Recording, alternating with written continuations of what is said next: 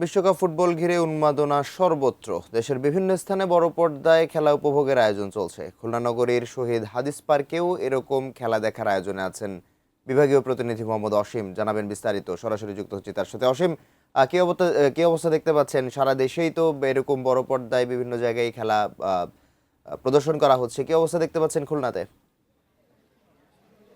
একেবারে উৎসবের আমেজ। এক কথায় যদি বলি, আসলে ফুটবল আজ যেহেতু শুরু হয়েছে, ফুটবল প্রেমীদের মাঝে কিন্তু উৎসবের আমেজ দেখতে পাচ্ছি আমরা। আসলে আমরা দেখেছি যে সন্ধ্যা থেকেই, অর্থাৎ খেলা শুরু হয়েছে কিন্তু রাত 1টায়, তবে তার আগে সন্ধ্যার পর থেকেই কিন্তু খেলা দেখার জন্য যারা রয়েছেন, অর্থাৎ ফুটবল প্রেমী যারা রয়েছেন, তারা কিন্তু বড় পর্দায় খেলা দেখতে খুলনায় শুধু হাদিস পার্ক না, বিভিন্ন জায়গায় খুলনা শিববাড়ি মোড় এলাকা সহ আমরা বলতে পারি এটি তো বিভাগীয় নগরী ছাড়াও কিন্তু বিভিন্ন জায়গায় এই বড় পর্দার খেলার দেখার আয়োজন করা হয়েছে। আরও উপভোগ করছেন। আমরা একটু দর্শকদের সাথেই কথা বলতে চাই। আসলে এই যে গভীর রাত্রে খেলা দেখছেন, আসলে কেমন লাগছে?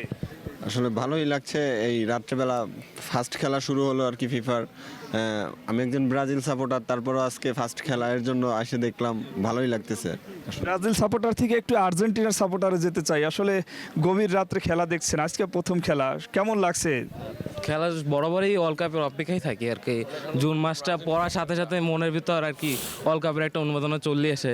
আরও বর্তমান চ্যাম্পিয়ন যদি প্রিয় দলের খেলা 17 তারিখ, তাও প্রথম ম্যাচ অন্যরকম লাগছে। আর সাউথ আফ্রিকার সত্যি খারাপ লাগছে, অনেক মানে ডমিনেট করতে পারে না। মেক্সিকোর খেলা ভালোই লাগছে আর কি, প্রেসিং প্লাস ডমিনেট, আমার কাছে ভালোই লাগছে। আর একজন ব্রাজিলের সমর্থক, কেমন লাগছে খেলা? খেলা আসলে আগাগোড়া সবসময় ফুটবল খেলার পছন্দ করি, এই জন্য দেখি। আর ব্রাজিল আমার নিজের পছন্দের একটা টিম। হ্যাঁ, আসলে ওরা ভালো খেলে, এই কারণে হলো আমার পছন্দের একটা টিম। অনেক মজা লাগতেছে খেলা দেখতে এসে।